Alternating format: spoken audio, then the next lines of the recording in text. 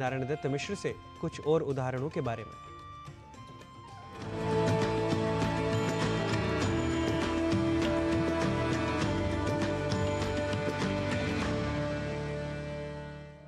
नमो नमः संस्कृत प्रियेभ्यः सर्वेभ्यः संस्कृतस्य एतस्यां पाठशालायाम् अहं नारायण दत्तः स्वागतं करोमि भवतां समेषाम्। कई बार हम भी संस्कृत भाषा को हिंदी भाषा में सिखाते हुए प्रादेशिक उच्चारण के शिकार हो जाते हैं और बोल जाते हैं स्वागतमस्ति संस्कृत पाठशालायाम, अर्थात संस्कृत को संस्कृत ऐसा बोल जाते हैं और यही हम संस्कृत की विशेषता से स्वयं को दूर कर लेते हैं, क्योंकि हम सभी को पता है कि कैसे और क्यों संस्कृत भाषा अत्यंत वैज्ञानिक और तार्किक स्वरूप से समन्वित है, सजी है। इसलिए हमें संस्कृत को संस्कृत न कहकर संस्कृत यानी त अर्थात तकार के बाद अ या आकार के प्रयोग के साथ उच्चारित करना चाहिए। इसी तरह हम जब राम, मोहन, श्याम, रामायण, महाभारत ये शब्द उच्चारित कर रहे होते हैं तो हमें संस्कृतगत शुद्धतम उच्चारण का बहुत अधिक ध्यान रखना चाहिए।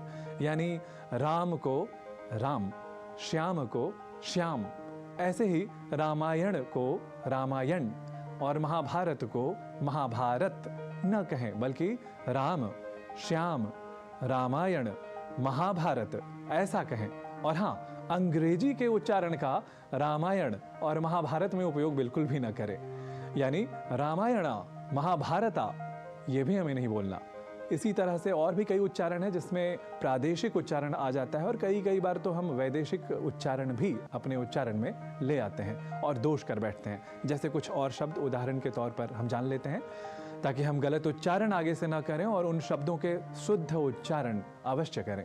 तो एक शब्द है सचिवालय, जिसे अक्सर आपने भी सुना होगा सचिवालय इस रूप में, केंद्रीय सचिवालय इस रूप में। वस्तुतः मुख सुख या अनवधानतावश या फिर किसी प्रदेशगत या अन्य भाषागत उच्चारण के प्रभाव में ऐसा बोल दिया जाता है, यानी सचिवालय को सचिवालय बोल दिया जाता है। ऐसे ही कार्यालय को कार्यालय, आवश्यकता को आवश्यकता, भावुकता को भावुकता, लौकिकता को लौकिकता आदि आदि कई शब्द हम ऐसे ही बोल जाते हैं अशुद्ध रूप में। ध्यान देने की बात यह है कि ऐसे शब्दों के प्रयोग के क्रम में यदि हम इन शब्दों के एक एक अक्षर के विन्यास पर ध्यान दे दें तो हम स्वयं ही अपने शिक्षक हो सकते हैं। और संस्कृत में ही नहीं, अन्य भाषाओं में भी संस्कृत से प्रभावित इन जैसे शब्दों के उच्चारण सर्वथा शुद्ध रूप में हम कर सकते हैं। तो आज के लिए अभी इतना ही और उदाहरणों के साथ हम मिलेंगे अगले अंक में। तब तक के लिए मुझे दें अनुमति। नमस्कार।